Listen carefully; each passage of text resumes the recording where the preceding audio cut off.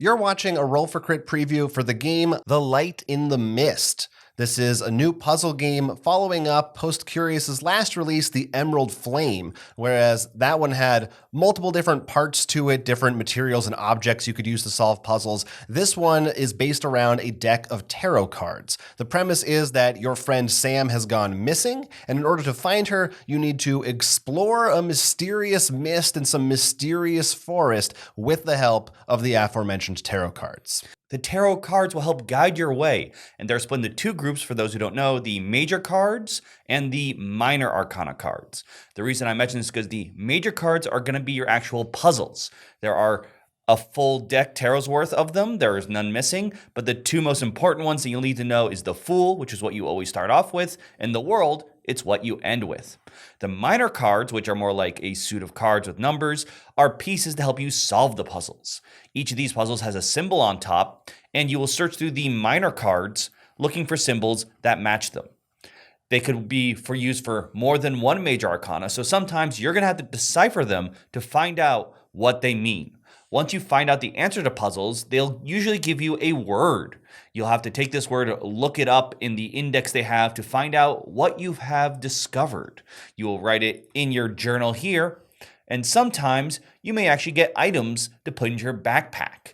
These items could include things that were possessions of your friend or other objects. We don't want to say too much without spoiling. You'll have to discover these out on your own. Like we said, the first card you'll solve is the Fool card. That sort of serves as the introduction/tutorial to the game, and that one is solved all by itself. You don't need additional cards to help you with it. But for all the other ones, which you'll be able to solve in any order that you want, you're going to find some of those minor arcana cards. For example, if you were looking at the Magician right here, which is one of the recommended early ones that they say you should look at if you want to kind of gear yourself up and work your way up towards the tougher puzzles, it will have symbols up top as well as little pieces of fruit that may be hard to see on camera right now, but that will tell you how many minor cards you need and what symbol they are. So you'll go through the minor arcana deck and find all of those, and then you can lay them out and try to discover exactly what you're supposed to do with them. Now, in this case, you can see there's a pretty obvious similarity between all of these cards, but it might not always be that way, and all of them are going to be solved in a slightly different way.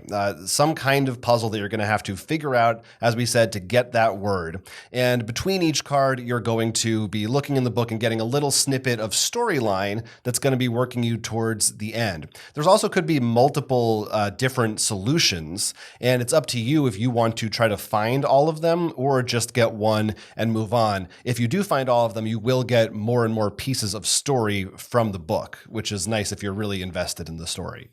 That's what a lot of this game is about. It's really trying to find out what happened to your friend. What was her past? Why did she disappear into the mist? And what are the consequences?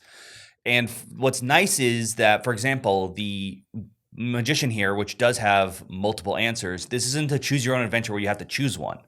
You get to look at both. So you really get to see everything if you're willing to go for it, which I like. There's no barriers that I think put you on a dead end. It's a choose your own adventure book where you get to read all the choices. Yeah, you get to read everything, and it's an interesting story full of mystery and whimsy. A lot of it is kind of experiencing in some form memories from your life and your friend's life. Actually, reminded me in some ways of the video game Gone Home or some other of those like walking simulator puzzle kind of games. It kind of has that kind of vibe to it.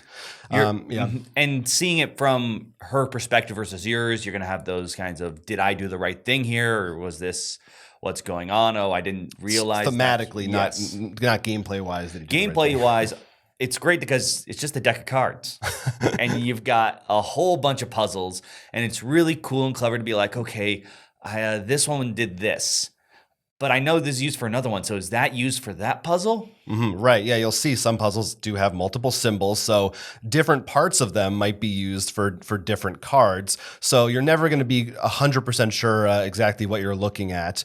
And the puzzles can be tough. The puzzles can be challenging. They vary in difficulty, and also, depending on the way your brain works, sometimes one will click for you and another won't.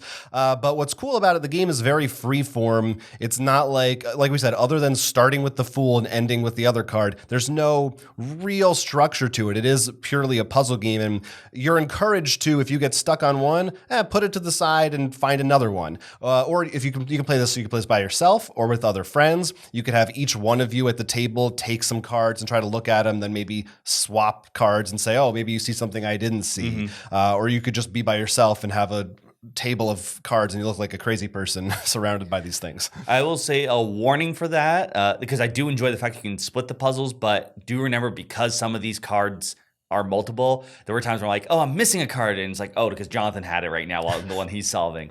Right. Of course, though, if you are having trouble and you just want to get through one puzzle, there are hints, so this isn't something that you're going to be locked out forever if you just could not solve one tarot card. Yeah, that's true. They have a website with hints for everything, and they have, different levels of hints, which is always nice. So you can give yourself a little nudge in the right direction. And like we said, we always appreciate when, it tells you which cards you're going to need. It's not like you have to look through this whole deck and go, oh, which one is for which? I don't know. Not only that, like if you weren't sure about if you're missing a card or not, the book does tell you, like, yes, you need cup 1 through 4 and the rod 5 just in case. So right. You can make sure you have all the pieces you're supposed to have, because nothing's more annoying in a puzzle when you find out it turns out you couldn't have solved it in the first place because you were missing something. Yeah, that's always a bummer.